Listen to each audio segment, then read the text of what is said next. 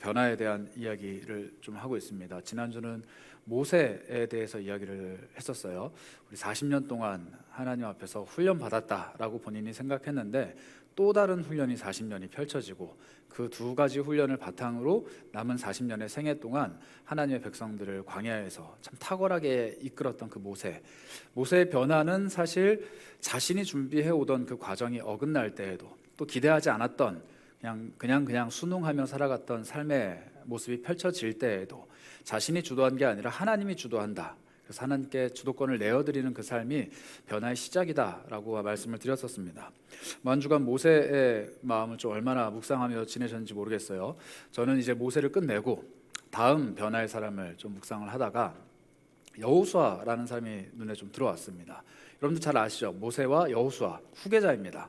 여호수아는 그 모세의 몸종으로 같이 다니던 몸종이 아니죠. 그 수종을 드는 사람, 옆에 있는 협력자, 조력자였는데 이 여호수아라는 사람이 모세의 뒤를 이어서 이 이스라엘 백성들의 지도자가 됩니다. 그런데 모세는 그 떨기나무 안에서 불타는 하나님을 만났고 또 이집트 사람들을 향해서 10가지 기적도 베풀었고 심지어 바다를 막 가르고 막 이런 멋진 일들을 해냈어요. 그래서 수백만 명의 사람이 그 사람은 지도자다라고 인정할 만한 사람이었는데 여호수아는 그런 게 없습니다.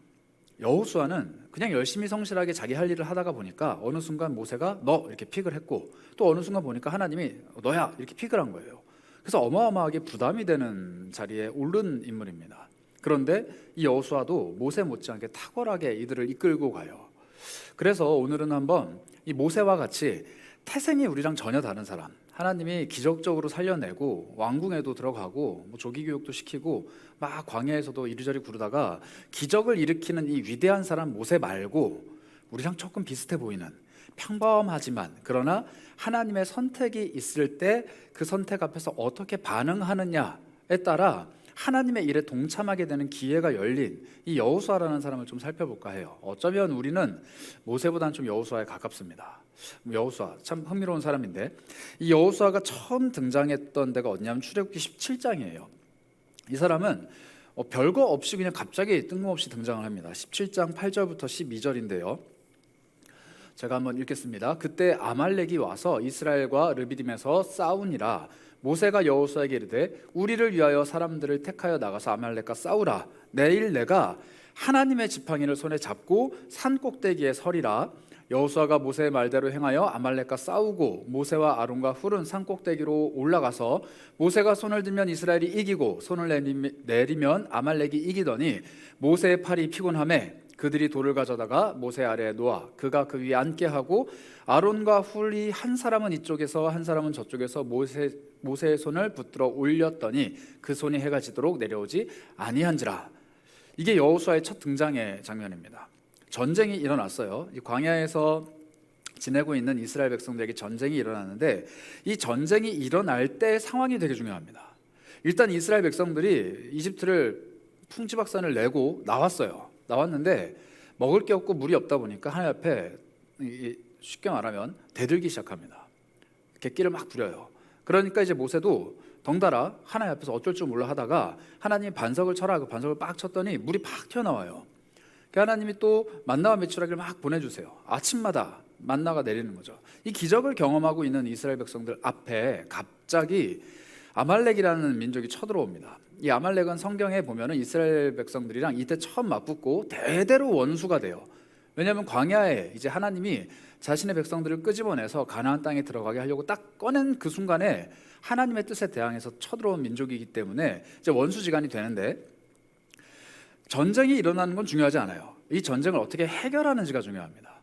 모세가 지난주에 말씀드렸죠. 지팡이, 본인이 들고 다니는 지팡이가 그냥 막대기였는데 하나님이 던져라 했을 때 던지니까 뱀이 됐어요. 잡아라 해서 잡으니까 다시 막대기가 됐어요. 그래서 이게 모세의 지팡이지만 하나님의 지팡이가 된 거예요. 하나님의 기적의 지팡이가 된 겁니다. 근데 이 지팡이가 얼마나 힘이 있는지 반석을 치면은 반석이 터지면서 물이 나와요. 이 지팡이가 하나님의 능력의 상징이에요. 자, 그러면 전쟁이 시작됐을 때 모세가 전쟁터에 가서 지팡이를 휘두르면 막 사람들 죽고 지팡이 내밀면 불덩어리 나오고 막 이래야 되는데 모세는 지금 어디로 올라가냐면 산으로 올라갑니다. 굉장히 안전한 산 꼭대기로 피신을 해요. 그리고 누구를 갑자기 부르냐면 여호수아를 부릅니다. 이리 와라 봐라. 싸워라 이래요. 심지어 싸우는데 일방적으로 이스라엘이 두들겨 패서 이기는 게 아니에요. 모세가 팔을 들면은 이기다가 쉽는데 하고 내리면은 지는 거예요. 진다라는 말은 뭐예요? 누군가는 죽어나간다는 거예요. 전쟁이 어떻게 몇만 명이 서로 칼을 들고 싸우는데 한 명도 안 죽고 다 죽을 수 있을까요? 우리도 피해가 있을 거 아니에요? 그런데 그 피해가 있는 그 자리에 모세는 안 오는 거예요. 이게 고대 사회에 굉장히 중요한 이슈입니다. 왜냐하면 이 고대 사회에서 왕의 가장 제일 되는 의무 중에 하나가 뭐냐면 전쟁터에 빠짐없이 나가는 거예요. 전쟁터에 무조건 나가야 돼요. 고대 사회는 그래요. 지금 사회는 대통령이 전쟁터에 안 나갑니다. 대통령 벙커 안으로 들어가고 애꿎은 군인들만 전쟁터로 가잖아요. 왜냐하면 너무 중요한 사람이니까. 근데 고대 사회는 달라요. 왕이 맨 앞에서 진두지휘를 해야 됩니다. 그래서 다윗 왕이 왜 전쟁터에 전쟁이 일어났는데 자기 신하들만 보내요. 그리고 왕궁에서 딴짓을 하다가 그 우리아의 아내 바세바와 간음이 일어나죠. 이게 굉장히 도덕적으로 그리고 윤리적으로 지탄을 받는 일인데 모세도 똑같습니다. 전쟁터에 나가야 될 사람이 안 나가는 거예요. 그리고 나는 산에 올라가서 뭐예요? 기도할 테니까 너 전쟁 좀 해. 이렇게 얘기하는 거예요. 나 산에 올라가서 기도할 테니까 전쟁 좀 해. 그런데 심지어 그 하나님의 지팡이를 누가 가져가나요? 모세가 가지고 가요. 아니 전쟁터 가게 하면은 좀 무기라도 주든지 그냥 가서 싸우래요. 여호수아는 그냥 가서 싸웁니다. 그런데 아니나 다를까 이기기도 하고 지기도 하는데 너무 이상하리만큼 잘 이기다가 또 너무 이상하리만큼 지는 거예요. 그래서 유심히 보니까 여호수아 눈에 뭐가 보이느냐? 저 산 위에서 기도하고 있는 모세 형님이 보이는데 저 사람이 팔을 내리면 우리가 지는 거예요. 그럼 그 순간부터는 이제 누구랑 누가 싸우는 거예요? 이 아말렉 민족이랑 이스라엘이 싸우는 게 아니라 모세랑 모세의 팔이 싸우는 거예요. 그러니까 모세 팔이 아프면 안 돼요. 그러니까 팔을 계속 들고 있어야 되니까 이제 돌을 가져와서 앉히고 그 옆에 아론과 훌이 들어가서 이렇게 모세 팔을 들게 했다. 이런 이야기가 이제 시작입니다. 여호수아 입장에서 한번 생각을 해보자면 이미 모세랑 좀 관계가 있었던 것 같아요. 아마 두 사람의 나이 차이가 대략 40살 정도 차이가 납니다. 40살. 그 말은 뭘 의미하냐면 모세가 광야로 도망갔을 때, 그러니까 미디안으로 도망갔을 때, 사람을 죽이고 도망갔을 때쯤에 여호수아가 태어났다는 거예요. 근데 여호수아가 죽지 않고 살아있다는 것은 아마도 태어난 남자 아기는 다 죽여라라고 했던 그 바로의 명령이 그때는 철회가 된 것 같아요. 그래서 아마 여호수아의 때와 그 모세의 때가 약 40년 정도 차이 나는데 모세의 세대는 거의 없고 여호수아 때의 남자애들은 좀 있었던 것 같아요. 그래서 이제 싸우는 사람을 카운트를 할 때 사람의 숫자가 꽤 나옵니다. 그런데 어쨌든 여호수아는 도망간 후에 태어난 사람이에요. 그러니까 이 사람은 뭘 계속 들었냐면은 옛날에 아론이라는 그 유명한 사람 알지? 그 사람 동생이 왕궁에 살았었는데 우리 민족이 그 사람 때문에 좀 뭔가 잘 될 줄 알았는데 걔가 사람 죽이고 도망갔어. 이 얘기만 들었던 거예요. 사람 죽이고 도망갔어. 이 얘기만 들었습니다. 그런데 그 모세가 돌아와서 지팡이 던지고 지난주에 말씀드렸죠. 넣었다 뺐다 하고 막 뭐 하고 해가지고 난장판을 벌이고 이스라엘 백성들을 끌어낸 거예요. 끌어내고 나서 이제 전쟁이 딱 시작됐는데 모세가 갑자기 얘기합니다. 여호수아 나와라. 그 여호수아가 가서 싸운 겁니다. 그리고 승리를 맛보죠. 그때 여호수아는 분명히 알았을 거예요. 분명히 뭘 알았냐면 전쟁은 자기가 합니다. 칼싸움은 자기가 해요. 생명은 내가 걸었어요. 그런데 지금 이 전쟁의 승패를 좌우하는 것은 모세가 들고 있는 그 지팡이, 정확히 말하자면 모세의 기도 그리고 하나님의 능력이라는 걸 알게 된 거예요. 여기서 여호수아가 굉장히 중요한 사실을 깨닫습니다. 물론 그 전쟁에는 사람을 택하여 가라고 했기 때문에 이스라엘의 수많은 장정들 20대 30대 사이에 있는 여러분들과 같이 전쟁을 잘 할 수 있는 남자들이 다 끌려갔을 거예요. 그런데 거기에서 사람들은 뭘 보냐면 지금 눈앞에 칼 들고 오는 적을 보는 거예요. 그 칼을 피하기 위해서 내 칼을 보고 있어요. 사람들끼리 싸우고 있다고요. 그런데 부름받은 여호수아는 뭘 보기 시작하냐면 지팡이를 들고 있는 모세를 보는 거예요. 그래서 내 눈앞에서 지금 일이 좌우되고 좋았다가 나빴다 하고 잘 됐다가 그르쳤다 하는데 이 모든 것이 기도하고 있는 모세와 그의 손에 들려있는 지팡이와 그 지팡이를 통해 역사하시는 하나님께 달려있구나라는 사실을 깨닫습니다. 그리고 여호수아의 삶이 시작이 되는 거예요. 이 여호수아가 이 사실을 깨닫고 삶을 시작하는데 모세와 함께 이 이스라엘 백성들의 지도자의 삶을 시작하는데 가나안 땅에 정탐하러 간 12명의 사람들 기억나시죠? 우리 어릴 때 많이 들었던 얘기니까 12명이 가서 돌아왔는데 10명은 나쁜 얘기를 해요. 그리고 2명은 좋은 얘기를 하는데 이 2명 안에 여호수아가 들어가 있습니다. 좀 내용을 볼까요? 일단 모세가 이렇게 사람들을 보냅니다. 민수기 13장 17절부터 20절인데요. 모세가 가나안 땅이 중요해요. 땅을 정탐하러 그들을 보냅니다. 너희는 내겝길로 행하여 산지로 올라가는데 그 땅이 어떤지를 봐라, 이렇게 얘기해요. 그리고 그 땅에 살고 있는 사람이 어떤지, 많은지 적은지 약한지 강한지를 봐라. 그리고 그들이 사는 땅, 그 땅이 좋은지 나쁜지를 보고 거기에 있는 성읍이 진영인지 산성인지 이런 거 보고, 토지, 그 땅이 비옥한지도 보고 메마른 나무가 있는지 없는지 보고 뭐라고 얘기냐면 담대해라. 그리고 그 땅에 있는 열매를 가져와라, 이렇게 얘기합니다. 모세의 오더는 굉장히 명료해요. 땅을 보고 오라는 거예요. 마치 부동산 아주머니랑 땅을 사려는 아주머니가 돌아다니면서 볼 때 그 땅을 보는 것과 비슷해요. 자, 부동산을 사려고 해요. 그러면은 그 부동산 살 때 거기에 돌아다니는 사람을 봅니까? 물론 보긴 보죠. 여기가 뭐 상권이 좋은 상권인가 나쁜 사람인가, 나쁜 상권인가, 유동인구가 많은가 적은가, 뭐 그런 걸 물론 보겠지만 중요한 건 땅을 볼 땐 땅이 제일 중요해요. 내가 이 땅을 살 건데 내가 쓰려고 하는 용도에 맞는가 틀린가, 그걸 보는 거예요. 모세가 이야기하는 거는 그 땅이 어떤지를 보라고 했습니다. 그런데 모세가 그 땅이 궁금할까요? 여러분, 모세가 가나안 땅이 어떤지를 몰라서 이스라엘 백성들의 12명의 정탐꾼을 보냈을까요? 그렇지 않아요. 모세는 이미 광야 미디안 땅에서 40년을 산 사람이에요. 이 사람이 가나안 땅에 들어가지는 않았어도 그 땅에 사는 사람들이 어떠한 사람인지 손바닥 보듯이 뻔해요.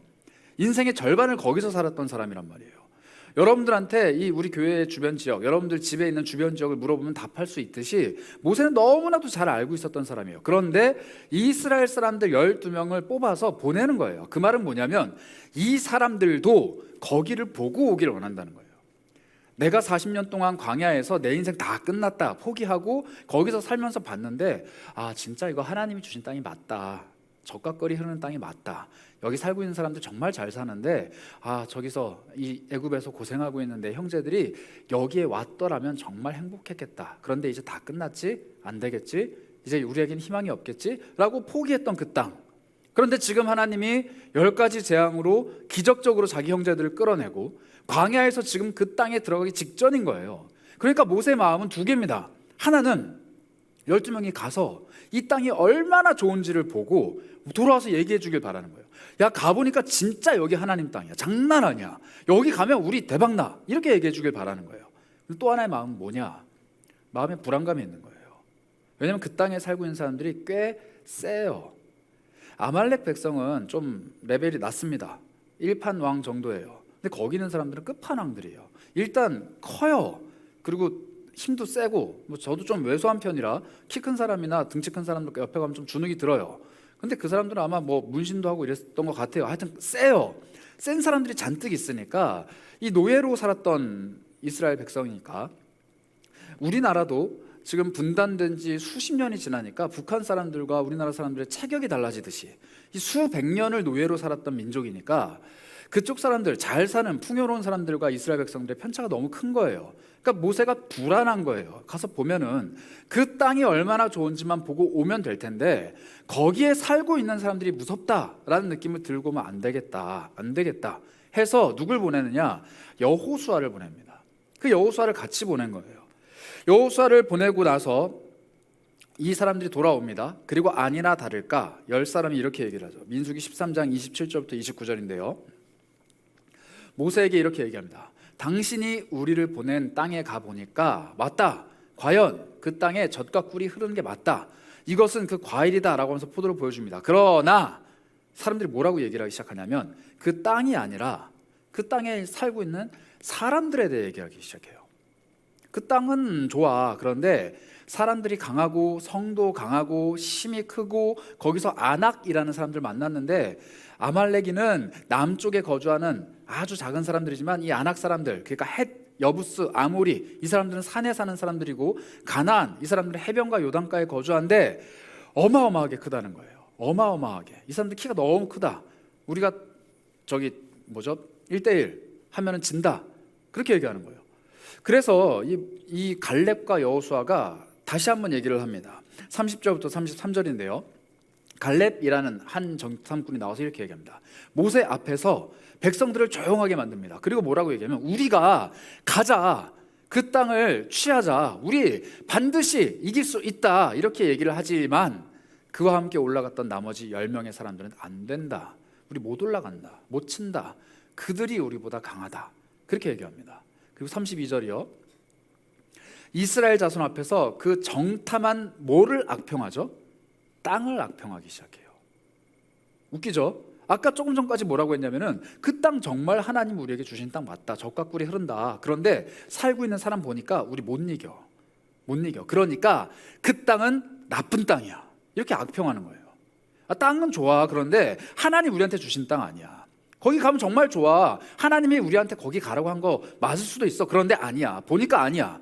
악평을 하기 시작하는 거예요. 우리가 두루두루 다니면서 정탐을 해보니 이제부터 좀 거짓말이 섞여요. 그 땅은 거주민들을 삼키는 땅, 그러니까 거기 사는 사람들은 망한다예요. 거기서 본 모든 사람들은 키가 큰데 망했다는 거예요. 이 모순이죠. 거기는 네피림의 후손인 아낙 자손들, 그러니까 키 큰 사람들이라는 얘기를 계속합니다. 우리가 스스로 봐도 메뚜기 같다, 펄짝펄짝 뛰어다니는 조그만 곤충 같다라는 거예요. 그들이 봐도 그럴 거다, 이렇게 얘기를 해요. 되게 웃겨요. 그 땅은 풍요롭고 비옥해서 사람들이 큰데 그 땅은 거기 사는 사람들 망하게 하는 땅이야, 이런 이상한 궤변을 펼칩니다. 그러면서 땅을 악평하기 시작하죠. 그래서 모세가 너무 답답한 거예요. 하나님이 주신 땅, 그 땅에 가기만 하면 되는데 그 땅에 살고 있는 사람들을 보기 시작하는 거예요. 사람들. 사실 모세는 이것을 예견을 하고 있었습니다. 이런 일이 일어날 건 줄 예견하고 있었어요. 그래서 여호수아를 같이 보냈다고 제가 말씀드렸잖아요. 이 이야기를 시작할 때 민수기 13장 16절은 여호수아를 이렇게 소개합니다. 12명의 정탐꾼의 이름을 쭉 얘기한 다음에 이는 모세가 땅을 정탐하러 보낸 자들의 이름인데 한 명에 대한 소개를 해요. 모세가 눈의 아들 호세아를 여호수아라고 불렀다, 이렇게 얘기합니다. 이 이름을 계명을 했어요. 그런데 이 계명을 갑자기 여기서 소개를 합니다. 자, 12명의 정탐꾼을 모세가 땅을 보고 오기를 바라는 마음으로 보냈는데 그 보내는 사람들 중에 한 명, 호세아라고 불렀던 그 사람을 같이 보내는 거예요. 그런데 너 호세아가 아니라 너는 여호수아야, 너 이제부터 이름이 여호수아야, 이렇게 바꿔서 보내요. 자, 그러면은 이름을 도대체 왜 바꿨을까? 이름의 뜻이 굉장히 중요합니다. 호세아는요, 구원이라는 뜻이에요. 그냥 구원이에요. 김구원, 이구원, 박구원 같은 구원입니다. 그런데 여호수아는 뭐냐면요, 호세아 앞에 여가 붙은 거예요. 그래서 여라는 Y인데요, 하나님을 뜻합니다. 그러니까 구원은 하나님이다 라는 이름으로 바꿔줘요. 김구원이라는 아이를 김구원은 하나님이다로 바꾼 거예요. 그래서 여호수아라고 하면은 구원을 얻긴 얻을 건데 누구한테 얻을 거냐? 하나님으로부터. 우리가 하나님께 구원을 얻을 거다. 그런데 그 구원은 내가 쟁취하는 것도 아니고 내가 실력을 갖춰서 얻는 것도 아니고 하나님이 주시는 거다 라는 이름을 부여해줘요. 그리고 너는 앞으로 이 이름대로 살아라 라고 얘기를 하는 겁니다. 자, 그러면 12명의 정탐꾼을 보내면서 그 땅을 보라고 했는데 거기에 불안한 심정으로 여호수아를 같이 보내면서 너 이름이 이제 구원이 아니라 조금 더 발전된 하나님이 유일한 우리의 구원이야, 그러니까 너 12명이랑 지금 가서 하나님이 거기에서 우리를 구원하실 수밖에 없는 이유를 보고 와 라고 얘기한 거예요. 그러니 여호수아랑 나머지 정탐꾼의 시각 자체가 달라요. 나머지 정탐꾼은 그냥 가서 보면은 장난 아니다, 망했다, 우린 못한다, 이렇게 얘기하는데 여호수아는 다른 거예요. 야, 장난 아니라서 하나님밖에 못한다. 정말 대단하기 때문에 하나님이 우리 구원이어야 한다.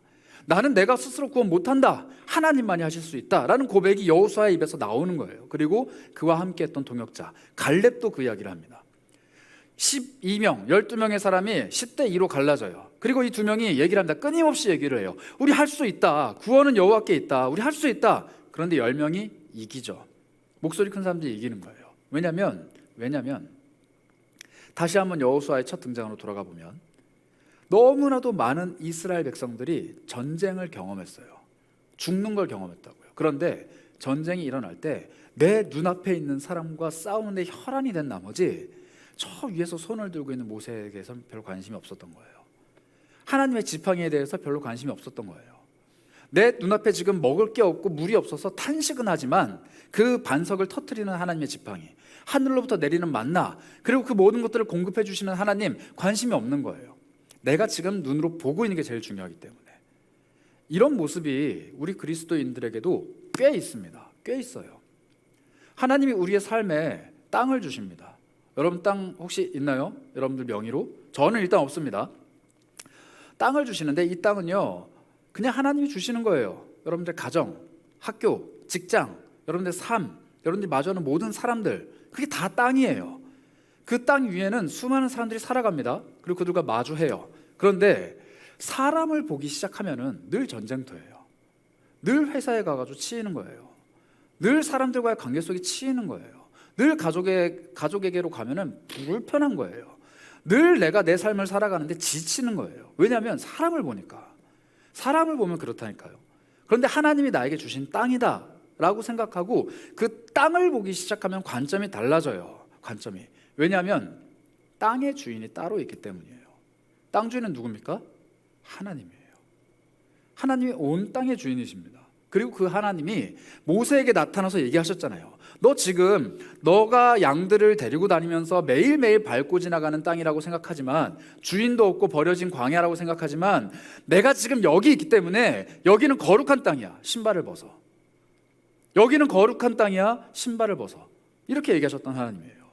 하나님이 계시면 그곳은 하나님의 땅이고, 거기에 아무리 큰 사람이 있고 아무리 어려운 일들이 있고 아무리 나를 괴롭게 하고 심지어 꽉 막혀 있는 것 같은 상황이 있다라고 할지라도 거기에 하나님이 계시면 그 땅의 주인은 하나님이라고요. 하나님이 그 땅에 계시면 그 땅에 들어가는 건 문제가 안 돼요. 여러분들 혹시 땅은 없을 수 있지만 여러분들 명의로 전세 좀 얻어본 없으시겠죠? 저는 있습니다. 자, 전세를 얻으면 일단 집에 들어가요. 집에 들어가는데 이제 전셋집이니까 전세를 살고 있는 사람이 있을 거 아니에요? 그럼 그 사람이 이제 저랑 부동산 업자랑 보러 가면은 문을 열어줘요. 자, 문을 열어주면 전세를 빼려고 하는 사람이 자기 집에 대해서 막 어필하나요? 안 해요. 들어서 TV 보고 있다가 왜 왔어 또 하면서 그걸 열어줘요. 그리고 그냥 가만히 있다가 하고 닫아요. 왜요? 아무 상관없으니까. 자기 땅이 아니에요. 자기 집이 아니고 주인만 애가 탈 뿐이에요.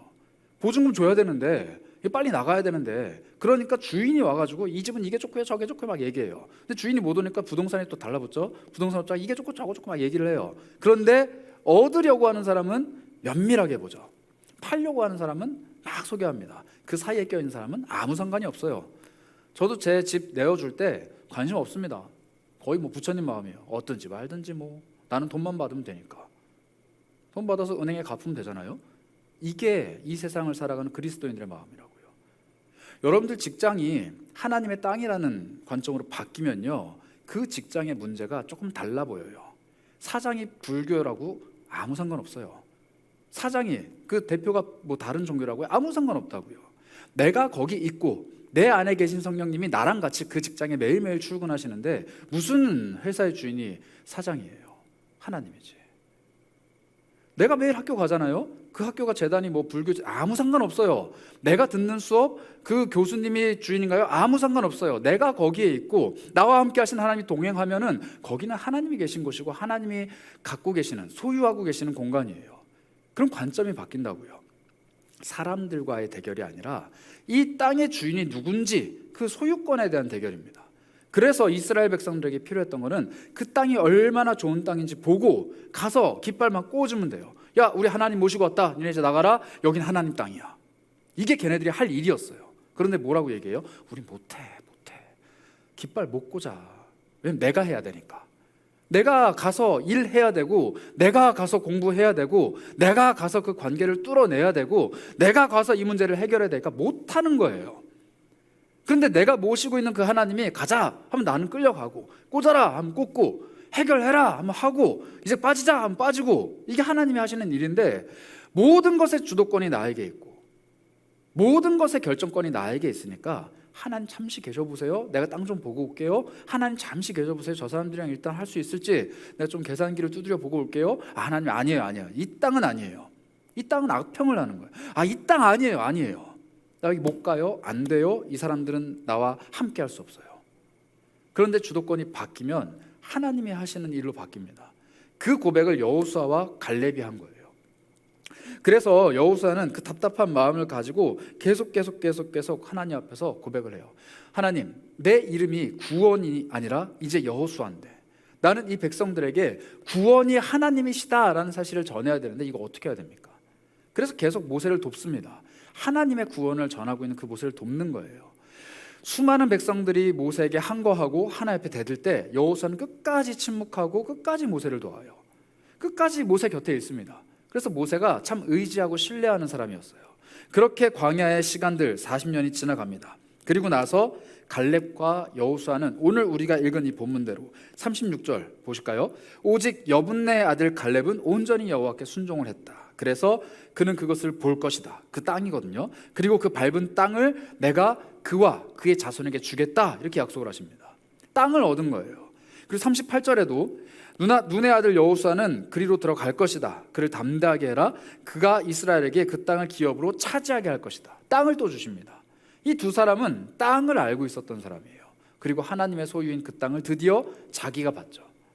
이렇게 여호수아가 하나님 앞에서 그 땅의 중요성을 알게 되는데 중요한 건 이제 그 땅에 들어가기 직전이에요. 그 땅에 들어가기 직전인데 여러분 모세가 죽습니다. 그리고 여호수아가 이제 후계자가 돼서 그 땅에 들어가려고 하는데 전임자가 너무 세요. 그러니까 모세가 이미 바다도 갈라버리고 이미 막 온갖 기적들을 다 펼치고 다 했어요. 다 하고 이제 이제 들어가자.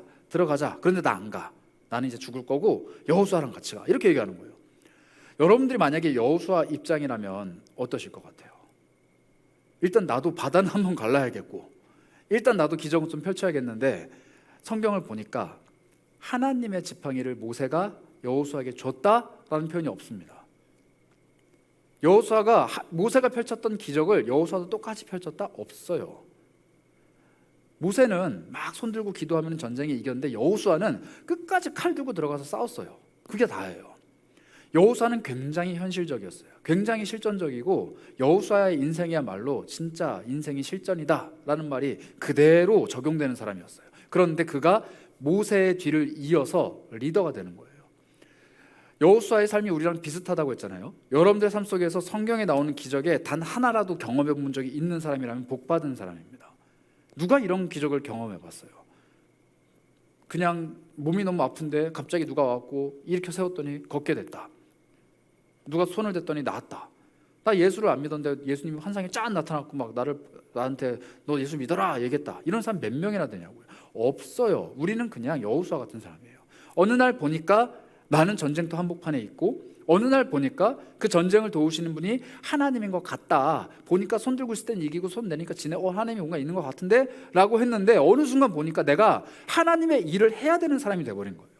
나한테 땅을 주신다고 하고 그 땅에 이제 들어가야 되고 전쟁도 해야 되고 그러니까 너무 불안한 거예요. 그 불안한 마음, 이 여호수아의 불안한 마음에 하나님이 이렇게 말씀을 하십니다. 여호수아 1장 5절부터 9절까지 말씀인데요. 한번 볼까요? 여호수아 1장 5절부터 9절입니다. 하나님께서 여호수아에게 하시는 말씀인데요. 너의 평생에 너를 이길 사람이 없을 거다. 이렇게 얘기합니다. 이게 되게 좋은 말 같지만 사실 저주예요. 무슨 말이냐면 너 평생 싸울 거야. 이 얘기예요. 평생에 너에게 싸움이란 없을 거야. 이렇게 얘기하면 좋은데 너는 평생 사람들과 다투고 싸울 거야. 근데 너를 이길 사람이 없을 거야. 이렇게 얘기합니다. 그런데 그나마 좀 위안이 되는 건 내가 모세와 같이 있었던 것처럼 너에게도 같이 있고 떠나지 않고 버리지 않을 것이다. 이렇게 말씀하십니다. 그리고 나서 이 얘기를 하세요. 강하고 담대해라. 너는 내가 그들의 조상에게 맹세하여 그들에게 주리라고 한 땅을 이 백성에게 차지하게 만들 사람이다. 이렇게 얘기해요. 여기가 되게 중요한데요. 여호수아는 자기가 땅을 받는 사람이 아니에요. 자기가 받는 사람이 아니에요. 아까 우리 본문으로 봤던 갈렙 부분 보시면요. 이렇게 얘기해요. 갈렙은 순종을 너무 잘한 사람인데 내가 그와 그의 아들과 그의 자손들에게 땅을 주겠다. 이렇게 말씀하십니다. 걔네들한테 줄게. 아빠가 잘했으니까 아들한테 줄게. 이렇게 얘기하시는데 여호수아는 좀 달라요. 여호수아는 여호수아는 담대해질 거다. 그리고 그가 이스라엘 백성 전체들에게 땅을 나누어 주는 사람이 될 거다라고 이야기를 합니다. 모세와 여호수아의 다른 점이 여기서 시작이 돼요. 여러분, 모세는 단 한 번도요 다른 사람이랑 같이 사역한 적이 없습니다. 모세는 지팡이를 들면 바다가 갈라졌고요, 그가 말을 하면 기적이 일어났고요, 그가 내리치면 반석이 터졌어요.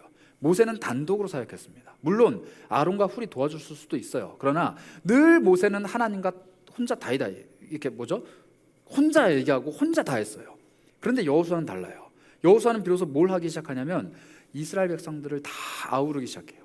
이들을 공동체로 만들기 시작합니다. 그리고 이들과 함께 일하기 시작해요.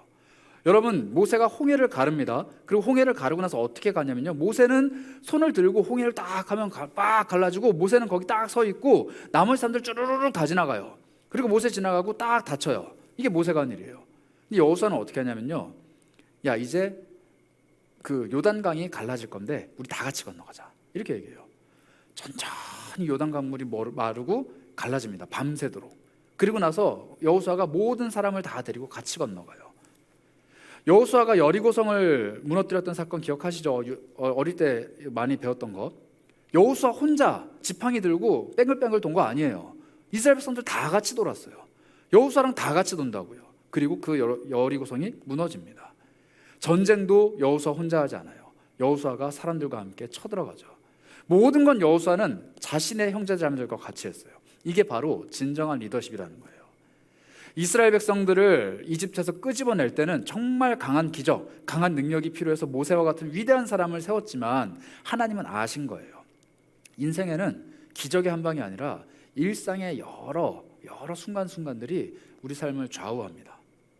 여러분들의 인생에 기적이 없다고 해서 낙심하지 마세요.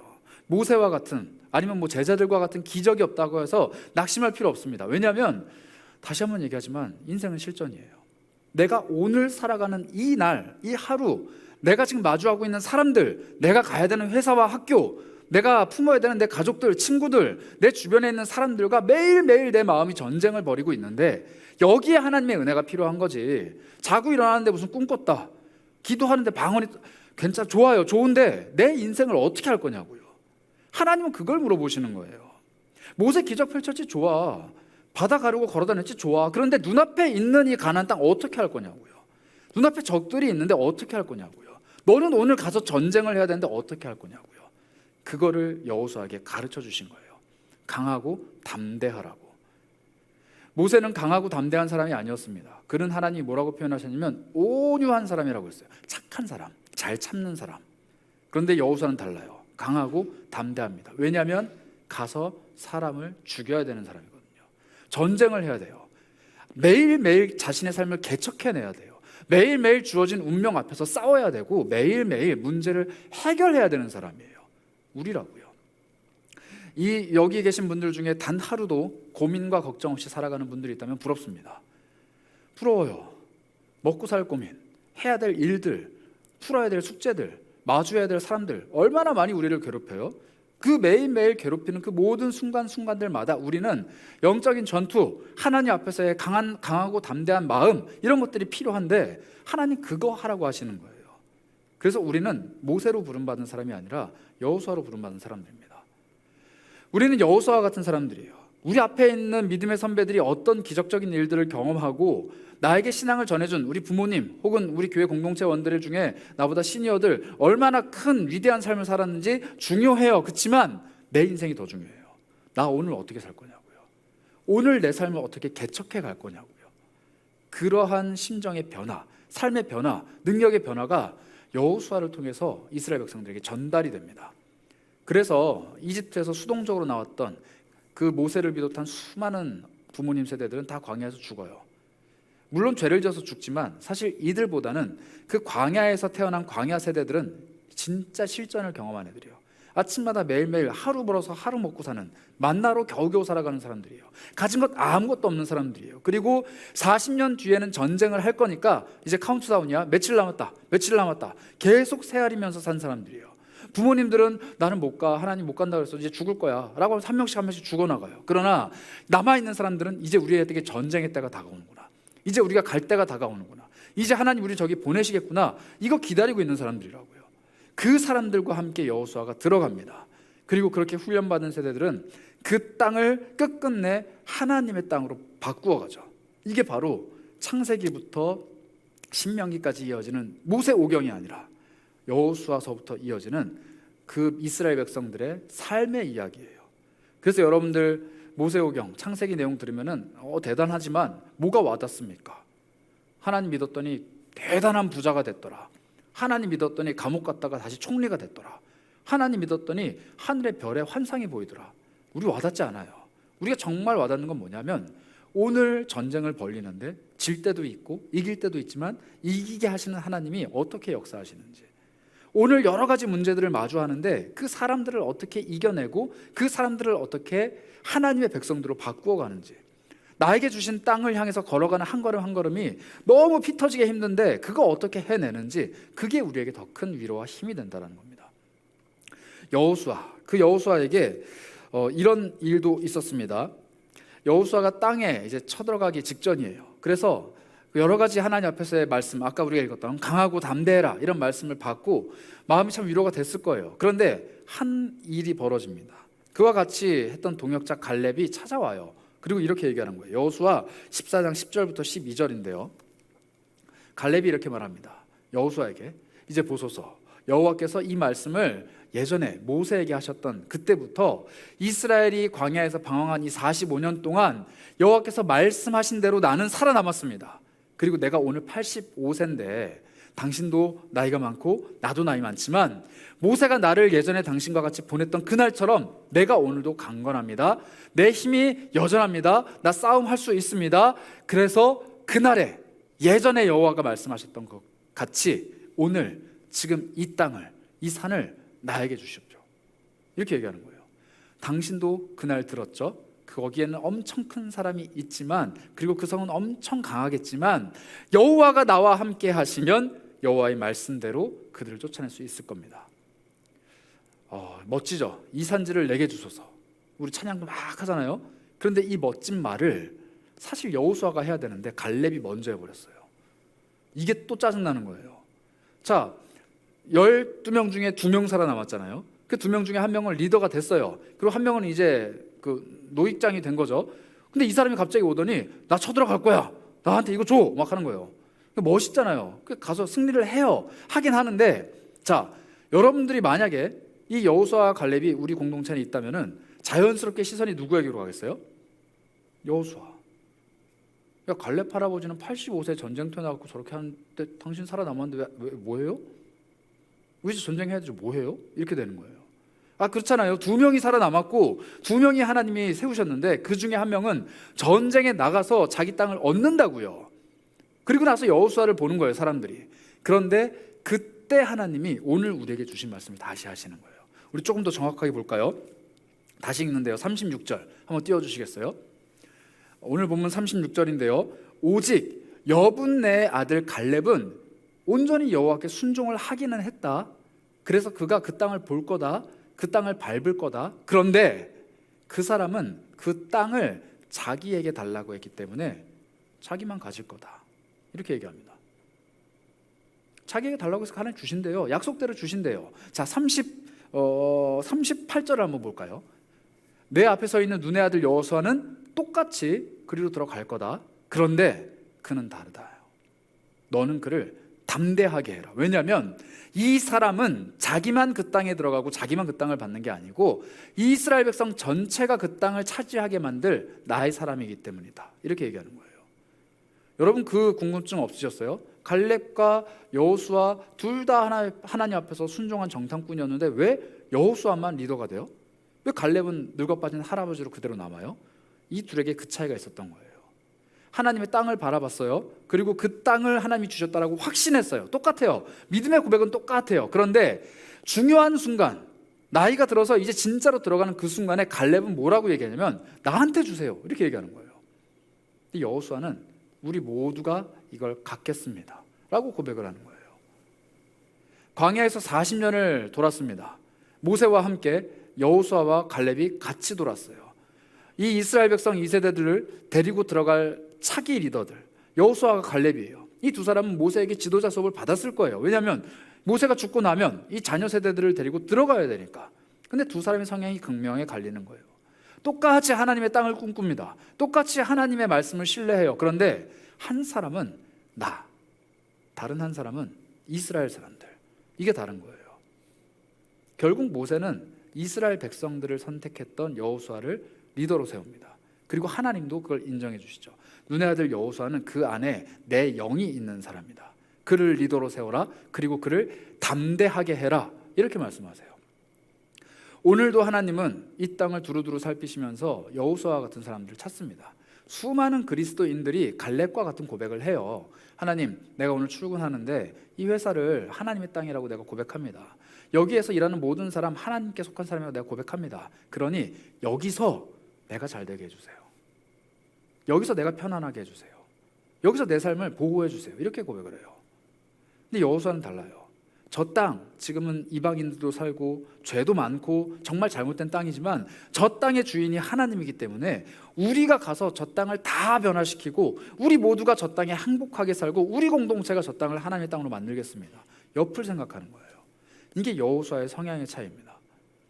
오늘도 하나님은 여호수아 같은 사람을 찾으세요. 물론 갈렙과 같은 사람도 찾으십니다. 그를 통해서 일하세요. 그런데 하나님이 정말로 들어쓰시는 사람은 자기의 삶보다는 다른 이들의 삶을, 그리고 하나님이 주시는 그 땅에 대한 수동적인 반응보다는 좀 더 적극적이고 능동적으로 반응하는 그 사람을 찾으시는 거예요. 그래서 여러분들에게 다시 한번 질문 드려요.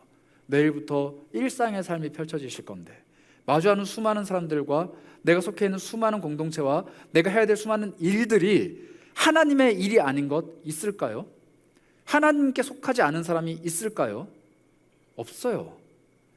그 사람이 평생 예수를 안 믿고 지옥에 간다 할지라도, 하나님이 버리신다 할지라도 그 사람의 삶을 나에게 붙여주신 이상 그 사람과 나와의 관계, 그 사람이 하는 모든 일, 그 사람에게 영향을 받는 모든 것들은 하나님이 나에게 허락하신 일들이에요.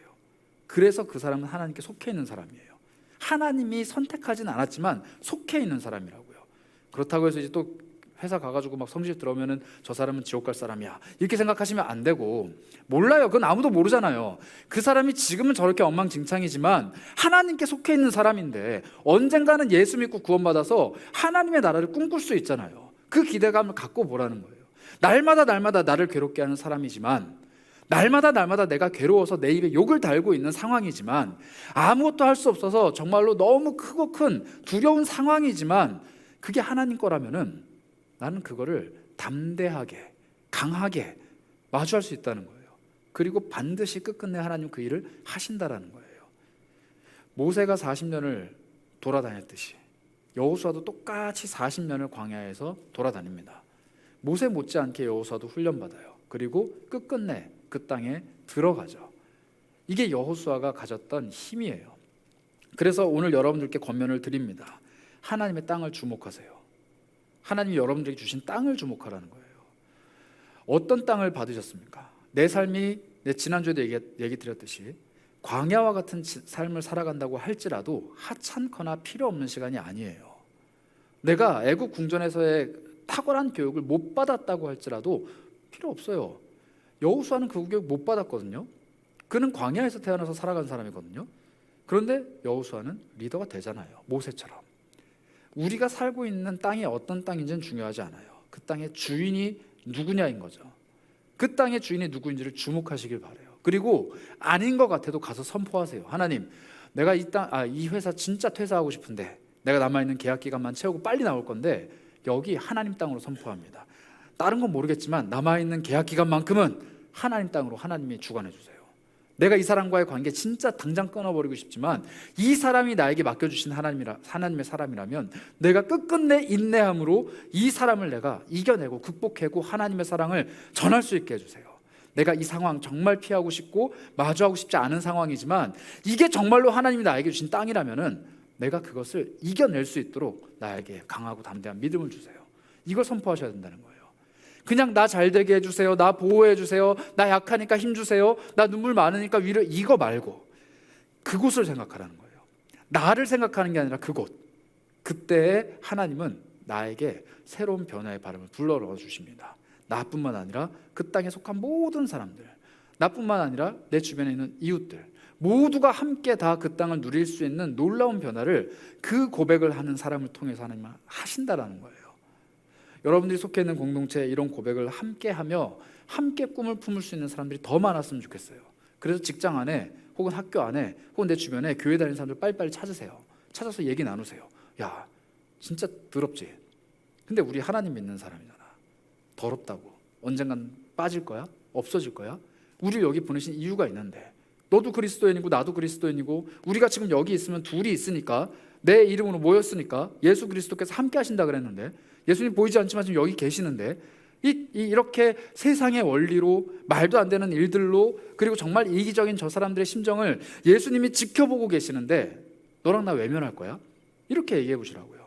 그리고 뭐라도 시작해 보세요. 기도를 하든 아니면 정말로 그리스도의 사랑을 전할 수 있는 작은 일이라도 하나씩 해보시라는 거예요. 강하고 담대하게. 그러면 하나님이 여러분들이 걸어가는 그 발걸음을 통해서 그 땅을 하나씩 차지하게 하십니다. 여러분, 홍해는요 하룻밤 사이에 건넜어요. 그 엄청난 기적은 하룻밤의 꿈이었어요. 그런데 가나안 땅을 차지하는 건요 심지어 몇 년이 걸립니다. 몇 년이 걸려요. 몇 년이 걸리는 기간 동안 날마다 하나님의 도우심을 구하면서 기도하면서 달려가야 이뤄낼 수 있었던 일이에요. 우리 인생 짧게 하나님의 은혜를 경험한다고 해서 좋지 않아요. 여러분들 수련회 때 3일 은혜 받으면 며칠 가요? 3일 가잖아요. 매일매일의 삶 속에서 은혜를 받아야 매일매일 하나님과 동행하는 거지, 아주 굵직하고 아주 세게 은혜를 받았다 하더라도 그 다음날 되면 또 죄짓잖아요. 또 흩어지잖아요. 그게 우리라고요. 날마다 내려주는 만나를 먹어야, 날마다 내 삶 속에서 펼쳐주시는 은혜를 경험해야 내가 하나님의 사람으로 바로 설 수 있습니다. 그래서 우리는 그 땅을 주목해야 됩니다. 또 하나, 여러분들 마음속에 담대함이 있어야 돼요. 강하고 담대해라. 그 말은 또 반대로 얘기하면 뭐냐면요, 너 지칠 거야, 너 무서울 거야, 그렇지만 해야 돼. 여러분들 평생 살아가는 그리스도인들의 삶이 행복하다고 누가 얘기해요? 예수님 말씀하셨습니다. 나는 평화를 주러 온 게 아니라 너희들에게 불을 던지러 왔어. 너희들 손에 검을 쥐어주러 왔어. 왜냐하면 나를 믿는 사람, 나를 따르는 사람은 자기 십자가를 짊어지고 좁은 길로 가기 때문이야. 예수님은 우리를 평안하게, 우리의 삶을 아주 행복하게 만들어 주실 수 있는 분이에요. 그러나 예수님은 혼자 그걸 하지 말라고 우리를 어려운 길로 보내십니다. 그 길, 따뜻하고 평안하고 온화하고 정말 행복한 그 길을 혼자 걸어가지 말고 그 길을 같이 걸어갈 그 사람들이 있는 곳으로 가라고. 낮고 천한 곳으로, 어렵고 힘든 곳으로, 눈물 많은 곳으로 가서 그 사람들과 함께 일으켜 세우고 그 길을 같이 걸어가라고. 그래서 강하고 담대해야 돼요. 내가 지금 하고 있는 일들이 너무 힘들어요? 예수님이 주신 거예요. 왜냐하면 거기서 같이 힘들어하고 있는 다른 사람들을 돌보라고. 내가 마주하고 있는 그 사람이 너무 힘들어요? 나에게 주신 거예요. 왜냐하면 그 영혼을 돌보라고. 내가 지금 속해 있는, 내가 지금 마주하고 있는 상황이 너무 어려워요? 하나님 주신 거라니까요. 그거 해내라고. 그래서 우리에게 다시 한번 말씀하십니다. 강하고 담대해라. 내가 너와 함께한다. 강하고 담대해라. 내가 너와 함께한다. 그 땅이 어떻든지 간에, 누가 있든지 간에 내가 너와 함께하면 거기는 떨기나무에 불타오르는 하나님이 임재하시는 하나님의 땅입니다. 그래서 우리는 늘 강하고 담대해야 돼요. 그러면 이제 질문을 하실 거예요. 어떻게 하면 강하고 담대할 수 있나요? 성경에 힌트가 있습니다. 다시 한번 볼까요? 우리 여호수아 1장 5절부터 9절을 좀 다시 한번 볼 텐데요. 8절을 한번 좀 띄워주시겠어요? 이 율법책을, 이제 이 모든 설교의 해답은 결국 또 성경이잖아요. 이 성경책을 여러분들 떠나지 말래요. 주야로 그것을 묵상하고 기록된 것을 다 지키면 내 길이 평탄하게 될 것이고 형통하게 될 것이다. 9절이요. 내가 너에게 명령한 것이 아니냐? 너 지금 당장은 힘들어서 강하고 또 무서워서 담대해야 되지만 두려워하지도 말고 놀라지도 말아라. 내가 너 어디로 가든지 함께 할 거다. 나는 너의 하나님이다. 그러니 내가 너와 함께 한다는 사실을 늘 이 성경 말씀으로 확인을 해라. 말씀으로 확인해라. 말씀으로 확인해라. 그래서 우리는 이 말씀을 읽고 묵상하고 늘 마음에 품어야 돼요. 여호수아는 그 진리를 알았기 때문에 이렇게 행동을 합니다. 출애굽기 33장 7절부터 11절인데요. 여호수아가 보여줬던 행동이에요. 출애굽기 33장 7절부터 11절. 자막이 혹시 준비가 안 돼 있나요? 네, 제가 한번 읽어볼게요. 출애굽기 33장인데요. 여호수아가 이렇게 행동을 합니다. 모세가 항상 장막을 취하여 진 밖에 쳐서 진과 멀리 떠나게 하고 회막이라 이름을 하니 여호와를 앙모하는 사람들은 다 그 진밖 회막으로 나아가며 모세가 회막으로 갈 때는 백성이 다 일어나서 자기 장막문에 서서 모세가 회막에 들어갈 때까지 지켜보고 모세가 회막에 들어갈 때 백성들 사이에 있던 구름 기둥이 회막으로 이동을 하고 거기서 사람이 자기의 친구와 이야기하는 것처럼 하나님이 모세와 대면하여 말씀하셨다. 이렇게 얘기합니다. 이스라엘 백성들 모세와 같이 이 진에 머물러 있었어요. 그런데 어느 때가 되면은 모세가 저 멀리 있는 회막이라는 곳으로 가요. 원래는 이 회막은 성전이에요. 성전은 진 한가운데 있습니다. 그런데 하나님이 이스라엘 백성들이 하도 반항을 하고 하도 대드니까 나 너네들이랑 같이 못하겠다. 모세야 가자. 나 너만 구원할래. 하고서는 삐지십니다. 그런데 이제 모세가 빌어가지고 풀어드리죠. 그리고 나서 하나님 뭐라고 말씀하시냐면 나 이 죄인들 사이에 거할 수 없으니까 장막을 진 밖으로 옮겨라. 회막이다. 그리고 거기에 내가 임재하겠다. 하나님이 이스라엘 백성들과 떨어지세요. 그리고 거기에 계십니다. 그런데 웃긴 건요, 이 모세가 거기를 갈 때 구름 기둥이 거기 있었던 게 아니에요. 이스라엘 백성들에게 있습니다. 구름 기둥은 뭐냐면요, 이스라엘 백성들을 보호하는 거예요. 하나님 삐져서 거기 있다고 말씀하셨지만 사실 이스라엘 백성들 곁에 계속 계신 거예요. 그런데 거기 오면 내가 너에게 말할게. 거기로 오면 내가 너를 친구가 대화하듯이 다 얘기해 줄게. 얘네들 사이에서는 얘기 못해. 이해 못하거든. 여기로 와. 여기서 얘기할게. 이거예요. 그리고 모세는 거기를 갑니다. 그리고 사람들은 놀랍게도 갈 때 다 일어서서 봐요. 가는구나. 그리고 자기들은 안 가요. 그리고 자기는 다시 집으로 돌아갑니다. 모세만 가요. 그리고 다시 와요. 그럼 또 구름 기둥으로 따라오겠죠. 이게 이스라엘 백성들의 삶이었어요. 그런데 한 사람 이 출애굽기 33장을 보시면요, 여호수아가 그 자리에 머물러 있습니다. 뭐라고 우리에게 이야기하냐면요, 사람이 자기 친구와 같이 이야기한 것 같이 여호와께서는 모세와 대면하여 말씀하시며 모세는 진으로 돌아오지만 누구요? 눈의 아들 젊은 수종자 여호수아는 어디를 안 떠나요? 회막이에요. 하나님 계신 곳을 안 떠난다고요. 여호수아는 모세를 따라다닌 사람이 아닙니다. 모세와 함께 하신 하나님을 따라다닌 거예요. 여호수아는 모세에게 지도자 수업을 받은 게 아니에요. 하나님에게 지도자 수업을 받은 거죠. 회막 안에서 하나님이 친구와 이야기하듯이 모세와 이야기하는 거 누가 들었을까요? 옆에 있는 여호수아죠. 지금처럼 방음 장치가 되어 있는 게 아니니까 텐트예요. 텐트 안에서 하나님과 모세가 대화를 나눈 거예요. 하나님, 오늘 또 누구누구가 또 이상한 짓 하던데 어떻게 할까요? 돌로 쳐 죽여라. 오늘 얘가 또 죄졌는데 어떻게 할까요? 걔는 때려라. 하나님, 얘가 잘했는데 어떻게 할까요? 걔는 상 줘라. 하나님, 내가 이게 너무 고민되는데 어떻게 할까요? 내가 너의 힘이다. 이런 얘기 하시는 거예요. 모세가 그걸 듣고 와서 이스라엘 백성들한테 전합니다. 날마다 이걸 하는 거예요. 그런데 이스라엘 백성들 중에 그 누구도, 심지어 갈렙도 이게 관심이 없어요. 안 와요. 누구만 가 있어요? 여호수아만. 하나님이 말씀하시는 걸 들어야, 하나님 말씀하시는 걸 들어야 이걸 할 수 있다라는 사실을 알고 있는 여호수아만 거기 있는 거예요. 오늘날 이 회막은 어디입니까? 우리가 하나님을 예배하는 자리, 하나님의 말씀이 우리에게 들려오는 자리. 이 예배일 수도 있어요. 우리가 함께 나누는 이 말씀을 통해서 여러분들이 하나님의 마음을 느끼고 하나님 말씀을 들을 수도 있습니다. 그러나 정말 중요한 건 뭐냐면 여러분들이 밟는 모든 땅 속에 회막을 세워야 돼요. 하나님과 교제하는 땅을 세워야 된다는 거예요. 이스라엘 백성들과 같이 우둔한 사람들, 하나님 말씀에 관심 없는 사람들이 이 세상에는 천재 널려 있어요. 우리 직장에도 학교에도 내 가족에도 널려 있어요. 그런데 그 사람들 사이 한복판에 내가 서 있지만 나는 하나님과 친구처럼 대화하고 있는 회막이 서 있는 거예요. 그리고 거기서 혼자 기도하며 하나님 앞에 구하는 거예요. 하나님, 이 사람들은 아무것도 모르고 지금 이렇게 행동하고 이렇게 살아가는데 나는 하나님을 아는 사람인데 내가 오늘 뭘 해야 되는지, 내가 이 사람에게 어떻게 말을 해야 하는지, 내가 어떤 행동을 해야 되는지, 내가 어떤 생각을 품어야 되는지 나에게 말씀해 주십시오. 그리고 거길 떠나지 않는 거예요. 몸은 회사에 있지만 내 마음은 하나님과 함께하는 회막에 있고, 몸은 지금 학업을 하고 있고 아르바이트도 하고 열심히 일하면서 힘들지만 내 마음은 하나님의 성전, 그 회막이 세워져서 하나님과 대화하고 있고, 나는 지금 괴로워서 눈물이 나고 있지만 내 마음만큼은 하나님과 대화하고 있는 거예요. 그게 그리스도인의 삶이라는 겁니다. 그리고 그 일을 위해서 성령님이 내 마음속에 오셨습니다. 하나님이 거하시는 지성소, 예수께서 돌아가실 때 그 지성소 휘장이 다 찢어져요. 그리고 더 이상은 하나님의 임재의 상징인 법궤가 이 세상에 남아있지 않습니다. 하나님이 거하시는 공간이 없어진 거예요. 그리고 나서 예수님 우리에게 말씀하셨죠. 내 이름으로 보내실 나의 영, 성령이 너희 마음에 들어가시고 너희 마음속을 거하는 처소로 삼을 것이다. 회막은 다른 곳에 있지 않아요. 내 마음입니다.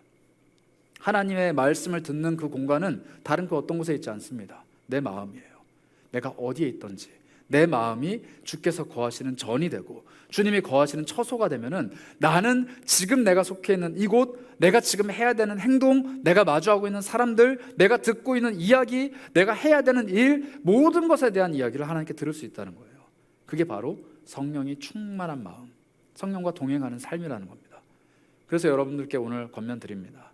여러분들이 땅을 주목하고 사람을 주목하지만 여러분들의 온 신경과 온 귀와 온 눈과 그리고 모든 입술에서 나오는 언어들은 늘 하나님, 내 내면에 계신 성령님의 음성에 예민하게 반응을 해야 돼요. 그게 우리의 삶입니다. 여호수아는 이걸 했던 사람이에요. 그래서 여호수아는 성경에 보면 굉장히 말이 없습니다. 여호수아는 말이 별로 없어요. 여러분, 창세기, 출애굽기, 레위기, 민수기, 5번째 책 신명기, 이 신명기가 굉장히 웃긴 책이에요. 모세가 했던 말을 적은 책입니다. 설교를 하거든요. 그 신명기 꽤 두꺼워요. 성경 통독해본 분들은 아시겠지만 이게 모세의 고별 설교예요. 그 말은 뭐냐면 죽기 전에 남긴 설교예요. 자기 처음부터 지금 이 40년의 이야기를 다 얘기해요.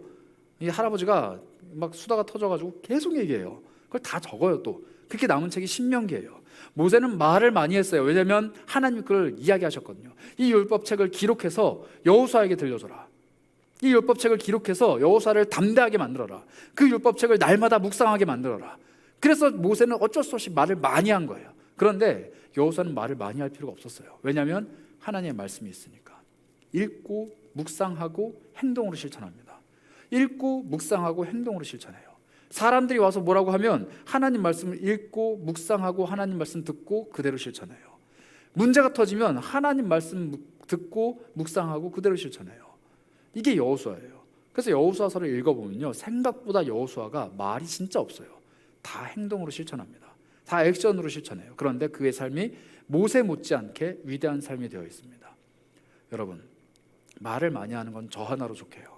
제가 여러분들한테 하나님 얘기 계속 하잖아요. 벌써 1시간 지나가고 있어요. 계속 하잖아요. 저 하나로 족해요. 여러분들은 하나님에 관한 이야기를 잘하는 것에 능통한 사람이 되는 것이 아니라 여러분들의 삶 속에서 하나님이 뭘 하라고 하시는지 듣고 그대로 행동하고 거기서 하나님의 능력을 체험하는데 능통한 사람이 되어야 됩니다. 여러분들은 모세와 같은 사람이 될 필요 없어요. 여러분들은 여호수아처럼 액션으로, 실전으로 싸워내야 되는 사람들입니다. 그리고 그것을 하기 위해서 하나님은 여러분들의 마음속에 말씀하실 거예요. 오늘과 같이 예배의 자리에 혹은 여러분들이 밟고 서 있는 모든 땅 위에서 하나님은 여러분들의 심령 속에 말씀하실 겁니다. 누구누구야, 오늘은 너에게 힘든 일이 있을 거야. 그렇지만 강해야 돼, 담대해야 돼, 눈물 흘리지 마. 내가 너와 함께 있어. 내가 너에게 힘을 줄 거야. 내 이야기에 귀를 좀 기울여줘. 내가 지금 너에게 하는 이야기들에 반응을 해줘. 내가 지금 원하는 이 일을 너가 좀 해줘. 그러면 그 땅은 내 땅이 돼. 그 사람은 내 사람이 돼. 그 상황은 내가 주관하는 나의 역사가 될 거야. 이 이야기를 끊임없이 하신다고요. 요한계시록 말씀에 이런 말씀이 있습니다. 누구든지 내가 그 마음의 문을 두드렸을 때 그 마음의 문을 열고 나를 영접하면 나와 함께 더불어 먹으리라. 예수님은 오늘도 여러분들이 삶을 살아가는 동안에 마주하는 수많은 상황이 일어날 때 감정이 북받쳐 오르고 너무 지치고 쓰러져서 울고 싶을 그때에도 마음의 문을 계속 두드리세요. 잠시 멈춰라. 잠시 멈춰봐. 내 이야기를 좀 들어줘. 그리고 내가 너한테 이 일을 준 이유를, 이 상황을 준 이유를, 이 버거운 삶을 너에게 맡긴 이유를 들어봐. 그리고 해낼 수 있다라는 강하고 담대한 믿음을 가져봐. 그럼 내가 할 거니까 지켜봐. 이게 하나님의 말씀입니다. 그리고 그 말씀이 우리 삶에 임할 때 여러분들의 삶은 비로소 변화된 삶, 내가 밟아야 할 그 땅을 하나님의 땅으로 변화시켜가는 그 사람이 될 수 있을 거예요. 저도 이거 약해요. 제가 하는 삶, 제가 살아가는 삶이 하나님의 음성을 듣고 살아가는 삶이라고 자부할 수 없습니다. 하나님의 음성을 듣는 것도 너무 약하고 하나님의 마음을 읽는 것도 너무 약해요. 그런데 제가 이번 주간에 굉장히 뜻깊은 경험을 했습니다. 사실 어젠데요. 어제 제가 청년의 때를 보냈던 모교회를 갔어요. 제가 결혼식을 거기서 했는데 결혼식 하고 나서 한 5, 6년 만에 처음으로 갔던 것 같아요. 사실 결혼식 때도 제가 교회를 떠난 지 한 5년 됐을 때쯤이었어요. 그러니까 10년 됐는데 떠나고 나서 본당 예배실만 신랑이 짱 하면서 들어갔다가 퇴장하고 끝나가지고 잘 못 봤는데 10년 만에 갔어요. 그리고 이제 오랜만에 좀 거기를 봤는데 사진 혹시 띄워줄 수 있나요? 그냥 평범한 교회 건물의 부속실이죠. 저기가 청년부실입니다. 정확한 이름은 대청마루예요. 교회가 대강교회인데 대강교회 청년부들이 모이는 마루다 해가지고 대청마루예요. 저 건물을 처음 이제 세우고, 그러니까 교회가 건축을 해서 세우고 저 공간을 청년부들에게 준 다음에 제가 저기서 회장을 이제 했어요. 그래서 저 공간이 제가 날마다 임원들이랑 뭐 또래들이죠 모여서 밤새도록 치킨 먹고 뭐 먹고 하면서 회의하고 수련회 준비하고 뭐 하고 막 저기서 자기도 했어요. 막 그랬던 공간이에요. 제가 2013년도에 제대하고 저기서 공부를 했어요. 저 테이블이 그때도 있었어요. 그리고 저기 앉아서 신학대학 원 공부를 했습니다. 공부를 하고 있는데 뭐 아시는 분들은 아시겠지만 제가 제대하기 전에 이미 저를 회장으로 뽑았어요. 그 해에 제가 없는데 회장으로 뽑은 거예요. 야, 선재 제대하는데 걔가 회장하면 돼. 그래서 회장 됐어요. 그래서 제가 제대 와서 보니까 회장인 거예요. 교회를 안 다닐 수가 없게 된 거죠. 그래서 제가 교회를 다니면서 회장도 하면서 공부를 했는데 정말 힘들었어요. 왜냐하면 제가 영어를 진짜 못하거든요. 이제 사진 안 보여줘도 될 것 같아요. 영어를 진짜 못해요. 제가 수능 때 영어가 80점 만점인데 늘 40점대였어요. 근데 수능 볼 때 찍어가지고 60점대가 나왔어요. 그래서 겨우 학교 간 사람입니다. 영어 진짜 못해요. 할 생각도 없고. 그래서 제가 뭐 신학대학원 가는데 영어가 필요하겠는데 필요하더라고요. 심지어 토익도 아니고 토플도 아니고 탭스예요. 아직도 저는 이 세 개의 차이점을 잘 모르는데 탭스를 본다는데 제가 좀 부끄러운데 탭스를 3월 달에 처음 이제 보러 갔어요. 공부 안 하고 생으로 내 실력을 봐야겠다 하고 딱 갔는데 정말 당황했습니다. 문제가 영어예요. 문제는 당연히 영어죠. 근데 그 문제가 어떤 유형인지를 설명하는 글도 영어더라고요. 몰랐어요. 듣기 평가를 할 건데 잘 듣고 답해라는 게 영어로 써 있는데 딱 펼쳤는데 영어니까 벙 찌는 거예요. 한국어가 하나도 없으니까. 그래서 뭐야 뭔데 하면서 읽고 있는데 듣기 평가 시작이 되는 거예요. 그래서 진짜 당황해서 시작을 해서 막 풀었는데 제가 정확히 기억은 안 나는데 390 몇 점을 맞았어요. 그리고 3개월 동안 미친 듯이 공부했습니다. 막 단어도 외우고 막 했어요. 인강도 듣고 해갖고 점수를 받았는데 403점이 나왔어요. 403점인가 404점인가. 그러니까 3개월 공부해서 몇 점 오른 거예요? 뭐 한 10점 올랐나? 그러니까 이게 계산을 때려보니까 이거 1년 공부해도 안 오를 것 같아서 그냥 거기서 딱 접었습니다. 영어는 성적표만 내면 됐거든요. 그래서 403점 내 점수다. 모르겠다. 냈어요. 그리고 저 아까 거기서 뭐만 했냐면 성경만 공부를 했습니다. 제가 리더들한테도 맨날 자랑하는 건데 제가 아까 그 공간에서 신대원 준비를 하면서 성경을 11번을 읽었어요.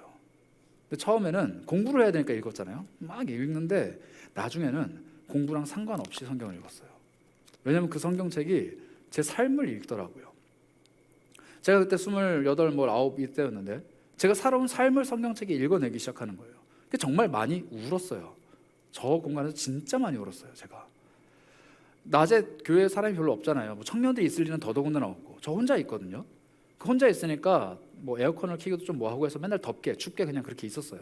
맨날 우는 거예요. 울고 있으면은 같이 수험 공부하던 저보다 한 6, 7살 많은 형이 있어요. 그 형은 이제 대학원 박사과정 공부를 하던 형인데 와가지고 뭐 또 울고 있어 이러면서 커피 한 잔 주고 가고 또 옆에서 임용고시 준비하고 있던 저보다 2, 3살 어린 여자애가 와고 또 커피 주고 가고 그렇게 3명이 맨날 1년 동안 거기서 동고동락하면서 공부를 했던 거예요. 제가 그러고 나서 신대원에 붙었습니다. 그러니까 얼마나 감사해요. 감사해가지고 감사원금을 냈죠. 뭐 하여튼 그랬어요. 붙었는데 담임 목사님 부르시더라고요. 그리고 저를 청년부 전도사를 시키시는 거예요. 저 생각도 못했어요. 저는 저 공간에서 공부하면서 뭐라고 기도했냐면은 이렇게 기도했어요. 하나님, 우리 아버지는 목사가 아닙니다. 우리 아버지는 나보다도 더 늦게 예수를 믿었습니다. 우리 어머니 권사님이시긴 하지만 그때 되게 많이 편찮으셨기 때문에 되게 힘드셨어요. 나는 내가 어디로 가야 되는지 뭘 해야 되는지 가르쳐 줄 사람이 없는 거예요. 내가 알고 있는 목사님은 우리 교회에 있는 목사님들, 내가 알고 있는 교회는 우리 교회밖에 없어요. 저는 어릴 때부터 개척교회를 다니다가 청년 때 그 교회를 갔기 때문에 제가 알고 있는 전 세계에 제가 알고 있는 교회는 2교회밖에 없어요. 근데 제가 전도사를 이제 해야 되는데 어떻게 해야 되는지를 아무것도 모른단 말이에요. 그게 되게 두려웠어요. 어떻게 해야 됩니까? 어떻게 해야 됩니까? 날마다 울면서 성경 읽으면서 공부하면서 그냥 한 7, 8개월을 거기서 보낸 거예요. 그리고 합격증을 받았는데 목사님이 저한테 청년부 전도사를 하라는 거예요. 그래서 제가 11월 마지막 주까지 청년부 회장이었고 오빠였고 형이었는데 12월 첫째 주에 설교를 했습니다. 전도사가 돼서. 상상할 수 없는 일이 벌어진 거죠. 그래서 제가 그 생각이 문득 나더라고요. 2013년도에는 제가 울면서 공부했던 그 공간이 2014년도에는 제가 청년부 임원들이랑 울면서 기도했던 공간으로 바뀌었어요. 그리고 거기서 그 교회에서 3년을 정말 피 터지게 사역을 하고 제가 그 다음 교회 가다가 이 세계교회로 온 겁니다. 그리고 10년 만에 그 교회를 다시 갔어요. 다시 갔는데 저를 마주한 분들이 다 이렇게 인사해요. 선재 목사님 이렇게 인사해요. 그냥 선재야인데 와서 막 때려요. 권사님들이. 애니까 이 교회에서 자란 청년이니까 막 때려요. 목사님인데 때리면서 막 인사를 해요. 목사님 이러면서. 그런데 다 하는 얘기가 목사님 언제 와요? 왜 지금 왔어요? 막 얘기하시는 거예요. 그러면서 그 얘기를 해주시더라고요. 목사님 여기서 청년부 애들이랑 울면서 기도했던 거 아직도 기억난다고. 목사님 여기서 그때 막 공부했던 거 아직도 기억난다고. 제가 아까 여기서 사진 찍고 있을 때 옆에서 권사님이 얘기해 주신 거예요. 제가 그래서 그때 울컥해가지고 눈물이 좀 날 뻔했는데 그냥 참았습니다. 그리고 집에 와서 저 사진을 이렇게 보면서 어제 사실 좀 밤늦게까지 제가 설교 준비를 한답시고 사무실에 있었는데 한 1시간 정도는 그때 사진을 본 것 같아요. 그 청년부 전도사로 아무것도 모르지만 하나님이 그 땅을 나한테 주셨으니까 아무것도 모르지만 뭐 설교를 어떻게 하는지도 모르고 아무것도 모르지만 그냥 한 거예요. 12월 달은 사실 심지어 제가 학교를 가기도 전이어서 설교 아예 몰랐어요. 근데 하라니까 그냥 했죠. 뭐 무슨 말 했는지도 모르겠고. 근데 그렇게 고군분투하며 사역했던 그 교회가 지금은 그렇게 건강하게 잘 청년부가 서 있습니다. 그리고 제가 가서 그걸 보고요. 그리고 여러분들에게 와서 지금 이렇게 목사를 하고 있는 거예요. 여러분들, 땅은요 하나님이 언제고 나에게 주십니다. 누구에게 주시느냐? 울며 씨를 뿌릴 수 있는 사람에게 주시는 거예요. 여러분들 지금 어떤 땅을 마주하고 계세요? 하나님이 어디에 여러분들을 세우셨나요? 왜 울고 계세요? 힘들어서 울어요? 나가고 싶어서 울어요? 그만두고 싶어서 울어요? 아니에요. 하나님이 주신 씨앗을 뿌려야 하기 때문에 울며 슬피 울며 씨앗을 뿌리는 사람은 기쁨으로 단을 거둔다고 했거든요. 그게 우리의 삶이라는 겁니다. 여러분들에게 어떤 땅을 주시던지 여러분들은 울며 씨를 뿌리지만 기쁨으로 단을 거둘 사람들이 될 거예요. 그리고 그 일을 위해서 오늘도 우리 안에서 성령님은 일하십니다. 여러분들의 발걸음을 응원해요. 그 발걸음 아무도 같이 걸어가 줄 수 없어요. 나에게 주신 땅이니까. 하지만 하나님은 반드시 같이 걸어가십니다. 여러분들의 삶을 응원해요. 어딜 가든지 무엇을 하든지 누굴 만나든지 하나님은 늘 같이 하실 겁니다. 그러나 하나님은 절대 강제로 우리 삶을 가지고 이리저리 좌우하지 않으세요. 기다려주시고 참으시고 바라보시죠. 이 땅을 하나님의 것이라 고백하는 사람에게, 이 땅의 주인이 하나님이라는 것을 고백하는 사람에게, 그 사람에게 주님이 일하신다는 거예요. 똑같은 직장에서 일하는 2명의 그리스도인이라 할지라도 한 명은 하나님이 이 땅의 주인이라 고백하고 날마다 천국을 누립니다. 다른 한 명은 하나님이 나를 왜 여기에 보내셨는지 이해하지 못해서 날마다 하나님께 탄식합니다. 둘이 서 있는 환경, 둘이 밟고 있는 땅은 똑같아요. 그러나 하나님이 그 땅의 주인이냐 아니냐, 이 땅을 내가 어떻게 대하느냐, 그 차이인 거예요. 여러분들이 부디 갈렙이나 다른 기타 이스라엘 백성들이 취했던 그 첫 번째 신앙이 아니라 나와 함께 형제들이 나와 함께 이 공동체가 이 땅을 품는다, 이 땅의 주인은 하나님이다 고백하는 그 여호수아의 심정을 품으셨으면 좋겠어요. 우리 말씀 기억하면서 함께 찬양했으면 하는데요, 온 땅의 주인이 하나님이십니다. 그리고 그 하나님이 내 삶에 일하십니다. 하나님이 일하시는 거예요. 내가 밟고 있는 땅, 내가 하나님을 주라고 고백하는, 주인이라고 고백하는 그 땅에서 나를 위해서 일하십니다. 우리 그 마음을 가지고 함께 찬양하면서 우리 하나님께 영광을 올렸으면 좋겠습니다.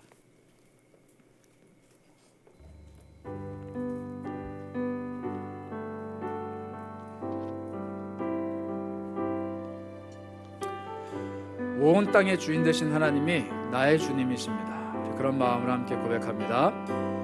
온 땅의 주인 되신 주님이 내 이름 아시며 상한 맘 돌보네. 어둠을 밝히시는 새벽별, 방황하는 내 맘 주의 길 비추시네. 다시 한번 고백할까요? 온 땅의 주인 되신, 온 땅의 주인 되신 주님이 내 이름 아시며 상한 맘 돌보네. 어둠을 밝히시는 새벽별, 방황하는 내 맘 주의 길 비추시네. 나로 인함이 아닌 주가 행하신 일로, 나의 행함이 아닌 오직 주로 인하여 고백합니다. 나는 오늘 피었다 지는 이름 없는 꽃과 같네. 바다에 있는 파도 안개와 같지만 주는 나를 붙드시고 부르짖음 들으시며 날 귀하다 하시. 다시 한번. 나는 오늘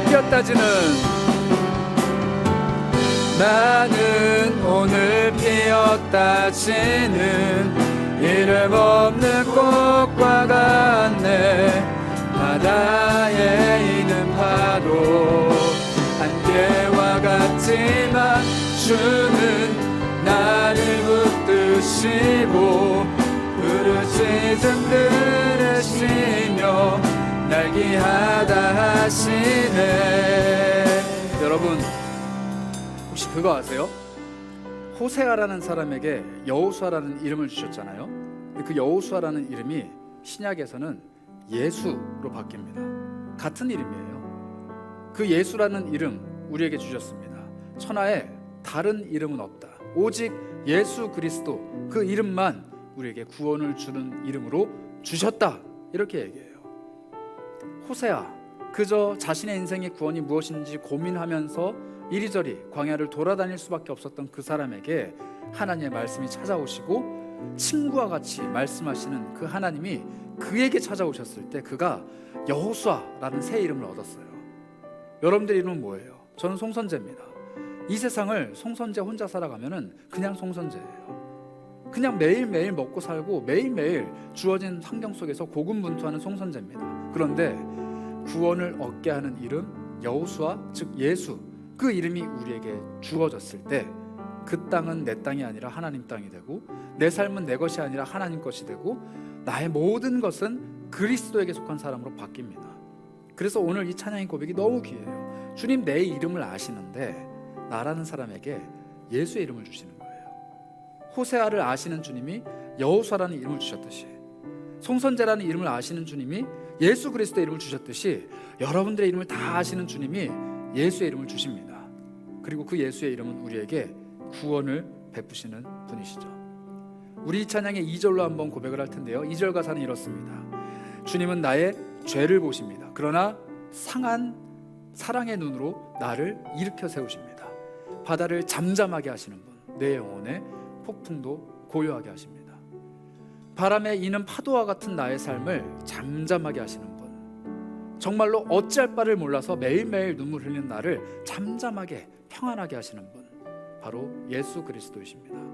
우리 2절 찬양, 우리 주님은 나를 아신다, 이거 다시 한번 고백하며 나아가도록 하겠습니다. 주님은 나의 죄를 보시고 사랑의 눈으로 날 일으키시네. 바다를 잠잠하게 하시듯 내 영혼의 폭풍 고요케 하시네. 우리 주님이 하셨습니다. 나로 인함이 아닌 주의 행하신 일로, 나의 행함이 아닌 오직 주로 인하여 고백합니다. 나는 오늘 피었다 지는 이름 없는 꽃과 같네. 바다에 있는 파도 안개와 같지만 주는 나를 붙드시고 부르짖음들은 나를 귀하다 하시네. 다시 한번 믿음으로 고백합니다. 나는 오늘 피었다 지는 이름 없는 꽃과 같네. 바람에 있는 파도 안개와 같지만 주는 나를 붙드시고 부르짖음 들으시며 날 귀하고. 마지막으로 다시 한번 내 삶을 두고 고백합니다. 나는 오늘 피었다 지는 이름 없는 꽃과 같네. 바람에 있는 파도 안개와 같지만 주는 나를 붙드시고 부르짖음 들으시며 날 귀하다 하시네. 고백합니다. 주께서 다스리네 내 삶을. 주께서 다스리네 내 삶을. 주께서 일하시네 지금도. 주께서 일하시네 내 삶에. 주께서 다스리네 이 땅을 다스리시는 주님, 다시 한번 선포합니다. 주께서 다스리네 이 땅을. 나에게 주님께 일하십니다. 일하시네 이 순간에. 주께서 일하시네 이 순간에. 주님만 의지해요.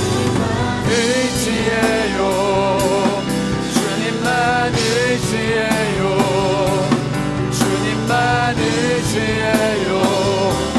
예, 주님만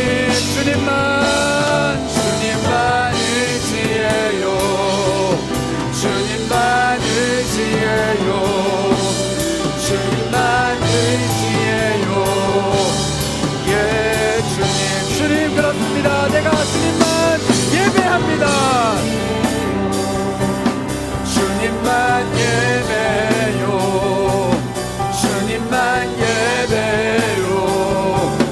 예, 주님, 내가 이 땅에서 주님을 예배합니다. 주님만 예배요.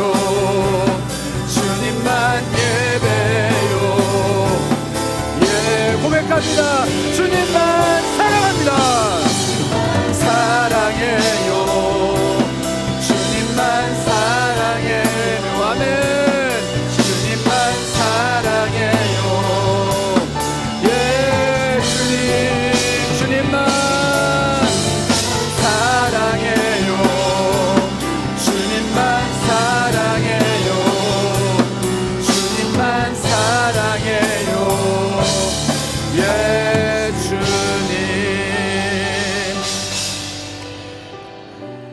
걸까요?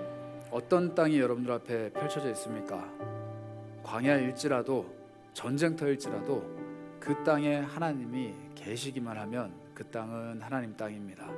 하나님이 주인이시고 온 땅의 주인 되신 하나님이 그 땅에 깃발을 꽂으시고 너 거야 이렇게 말씀하십니다. 너 오기만 해, 나와 같이 가기만 해, 내가 다 할 거야. 가지고 있는 것 다 내려놓고 내 속에 하나님의 지팡이가 내 손에 없다고 탄식하지 말고 내가 할 테니까 너는 보기만 해.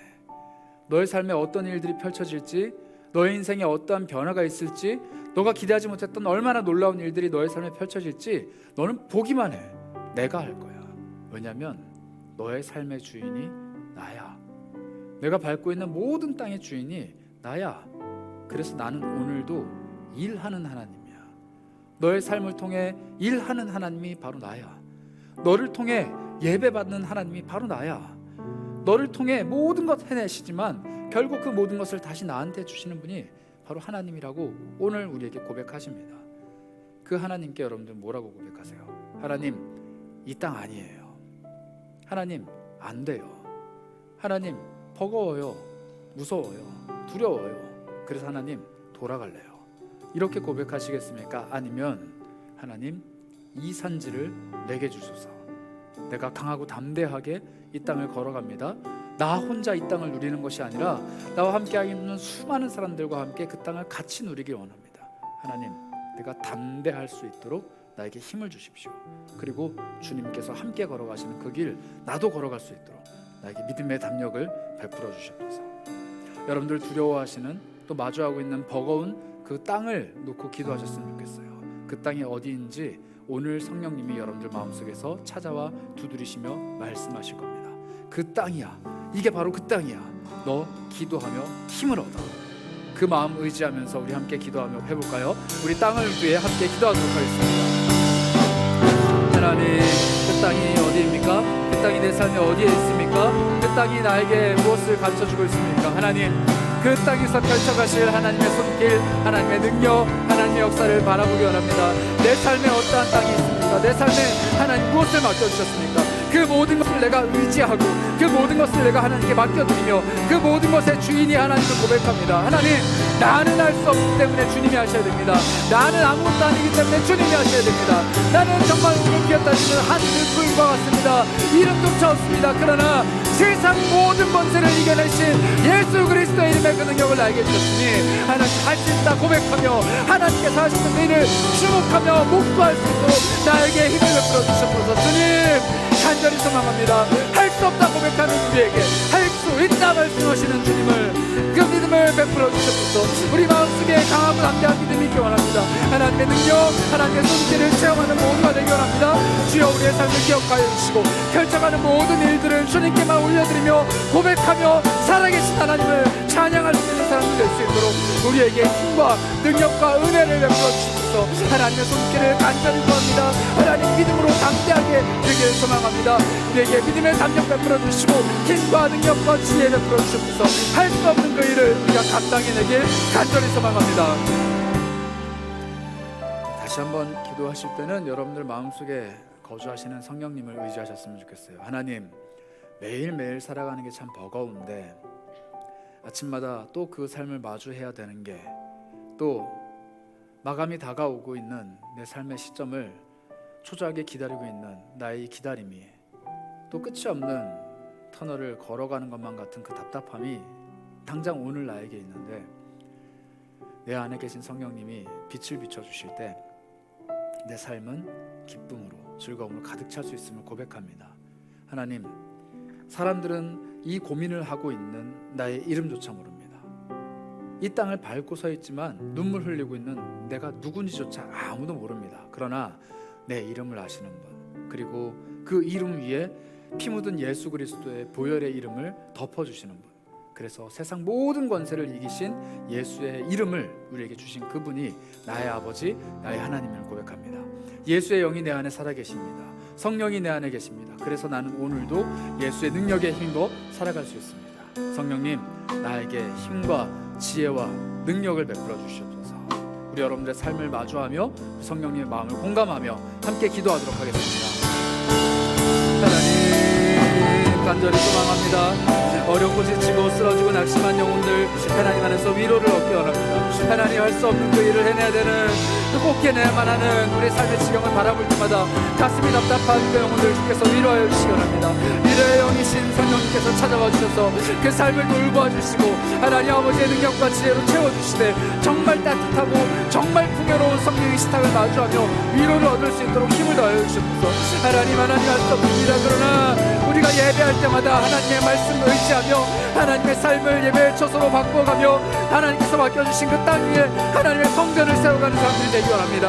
하나님 내 마음속에 찾아오셔서 내 마음을 그리스도의 집으로 바꿔주시고 내 삶을 찾아오셔서 내가 속해 있는, 내가 밟고 있는 그 땅이 하나님의 성전, 하나님의 회막, 하나님의 거하시는 처소가 될 수 있도록 하나님 임재하여 주시고 함께하여 주시고 거룩한 삶을, 거룩한 공간을, 거룩한 시간을 회복케 하여 주셔서 나에게 힘을 베풀어 주시기 원합니다. 주여, 쓰러지고 낙심하고 넘어져서 널브러져 있는 나를 회복시켜 주시고 일으켜 세우시고 다시 한번 새 포도주와 새 기름으로 내 영혼을 풍성하게 풍요롭게 채워주시기 원합니다. 그리하여서 그 선한 영향이 다른 이들에게 흘러가기 원합니다. 나의 선한 영향이 다른 이들에게 흘러들어가기 원합니다. 하나님, 우리가 속해 있는 모든 곳에서 하나님의 사람으로 바르게 설 수 있도록 그곳마다 예배하는 곳으로 삼게 하여 주셨소서. 우리 마지막으로 여러분들의 삶이 예배의 공간으로 변하길 기도하셨으면 좋겠어요. 모세가 회막으로 갔을 때 여호와 하나님과 친구처럼 대화했습니다. 그리고 그 친구와 같은 대화를 여호수아도 듣고 하나님과 함께 대화했습니다. 그리고 그 여호수아는 어딜 가든지 하나님의 사람답게 살아갈 수 있었어요. 우리 심령 속에 예수 그리스도의 영이신 성령께서 찾아오셔서 거할 처소를 삼으셨다고 합니다. 내가 하나님의 처소, 하나님의 회막, 하나님의 성전, 하나님이 거하시는 곳이에요. 하나님 다른 어느 곳에 계시지 않습니다. 내가 기도할 때마다 그곳이 하나님이 계신 곳이고, 내가 하나님 앞에서 탄식할 때마다 그곳이 하나님 계신 곳이고, 내가 하나님과 함께 동행하는 모든 곳이 다 하나님 계신 곳입니다. 그러니 어디 딴 데 가서 예수를 찾는 것이 아니라 내 삶 속에서 예수를 찾기 원합니다. 어디 다른 곳에 가서 하나님 어디 계신지 두리번거리는 것이 아니라 내가 오늘 살고 있는 삶 속에서 하나님과 함께하는 그 공간을 찾아내기 원합니다. 하나님, 내 삶에 찾아와 주신 하나님의 손길을 발견하는 지혜가 있기 원합니다. 내가 어디에 가든지 하나님의 처소를 세우고, 내가 어디에 가든지 성령의 음성에 귀를 기울이며, 내가 무엇을 하고 누구를 만나든지 하나님과 동행하는 하나님의 사람 되게 하여 주옵소서. 그렇게 예배자로 살게 하옵소서. 우리 삶을 예배로 하나님께 올려드리며 다 같이 기도하도록 하겠습니다. 하나님, 간절히 소망합니다. 우리 삶이 예배입니다. 우리 삶이 하나님과 하실 처소입니다. 우리 삶이 하나님의 능력이자 우리 삶이 하나님의 힘입니다. 하나님, 하나님이 내 속에 거하시기 때문에 내가 어디에 있든지 하나님과 동행함을 고백합니다. 하나님이 내 속에 찾아와서 함께 하시기에 내가 어디에 있든지 하나님의 회막과 하나님의 친밀하신 그 음성과 친구와 같이 나의 삶을 돌보시는 하나님의 목소리를 청중할 수 있음을 고백합니다. 하나님, 그런 여호수아의 마음, 삶의 자세를 우리가 본받게 하여 주시고, 내가 어디에 가든지 누구를 만나든지 어떤 상황이라도 엄습하든지 내가 무엇 때문에 마음 아파든지 무엇 때문에 눈물을 흘려 쓰라리든지 내 심정은 오직 하나님께서 주신 그 온유함과 기쁨으로 인하여서 강하고 담대할 수 있음을 고백합니다. 하나님 계속 찾아와 주시고 내 마음을 그리스도의 터전으로, 하나님께서 거하시는 저주로, 성령님이 동행하시는 삶으로 변화시켜 주셔서 하나님과 동행하기 원합니다. 주님, 그래서 주님을 예배합니다. 주님, 우리 예배를 받아주시고 우리와 늘 함께하여 주시고, 우리 삶 속에 거하시는 하나님 아버지를, 놀랍도록 역사하시는 그 하나님 아버지를, 하나님 따뜻하게 부으시며 인도해 가시는 그 하나님 아버지를 발견할 수 있도록 우리 모두에게 한량한 은혜를 베풀어 주셨소서. 주께서 채워주시는 은혜가 우리 안에 넘쳐날 수 있도록 우리 공동체를 붙들어 주시기 원합니다. 날마다 주를 고백하게 하시고, 날마다 주를 시인하게 하시고, 주의 은혜 때문에 다른 이들에게 선한 영향력과 그 기쁨을 흘려보낼 수 있는 주님의 공동체 되게 하여 주옵소서. 하나님 감사합니다. 작고 보잘것없는, 정말 짧게 이 땅을 살아가다가 흩날려 버릴 들풀과 같은 우리 인생에 찾아와 주시고, 아무도 몰라주는 내 이름, 그리고 아무도 몰라주는 나의 삶, 그리고 나조차도 모르겠는 내가 밟고 있는 그 땅을 하나님께서 주목하시고 하나님 것으로 삼아주시니 감사드립니다. 세상은 우리를 외면하고 나조차도 내 삶에 대한 포기가 엄습할 때일지라도 하나님께서 그 땅의 주인이시고 하나님께서 내 마음을 처소 삼으시고 하나님께서 모든 것을 해내겠다고 하시니 그 말씀을 오늘 다시 한번 우리가 신뢰하며 의지합니다.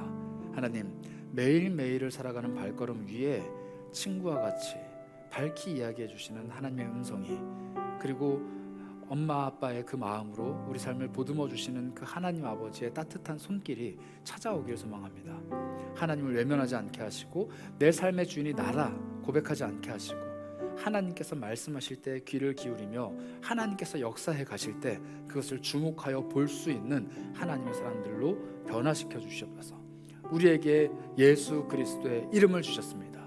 호세아, 구원이 필요했던 우리에게 여호수아, 예수 그리스도를 보내주신 그 하나님처럼 그 이름이 우리 삶의 능력이 되고 힘이 되어서 날마다 우리가 속해 있는, 우리가 밟고 있는 그 땅에 생명의 복음을 전하는, 하나님 아버지의 따뜻한 사랑을 전하는 예수 그리스도의 증인으로 살아가는 하나님의 사람들 되기 원합니다. 이제 펼쳐질 우리의 일상의 삶을 주님께 올려드립니다. 어디에 가든지 누굴 만나든지 어떠한 상황이 엄습하든지 하나님의 자녀다운 우리의 삶의 자세를 잊지 않게 하여 주시고 우리 삶을 붙드시고 능력 주시는 그 하나님 앞에서 정말로 기쁨으로 달려갈 수 있는 하나님의 사람들이 될 수 있도록 오늘 우리 마음에 다시 한번 찾아와 주시옵소서. 그렇게 우리 마음속에 거하시며 능력 주시는 주님을 찬양합니다. 우리 주 예수 그리스도의 이름으로 기도합니다. 아멘. 지금은 그 이름 하나만 의지하여 모든 삶을 주님이 주인이라 고백하고 내어드릴 때 그 삶의 진정한 주인 되어주시고 그 삶을 인도해 가시는 우리 구주 예수 그리스도의 한이 없으신 사랑과 그리고 하나님 아버지의 은혜와 성령의 교통하심이 이제 내 삶은 내가 주인이 아니고 하나님이 주인이라, 내가 밟고 있는 모든 땅은 하나님의 땅이라 고백하며 우리 삶 속에 펼쳐질 하나님의 놀라운 일들을 기대하며 돌아가는 사랑하는 고개 숙인 모든 지체들 머리 위에 지금부터 영원까지 함께 있을지어다.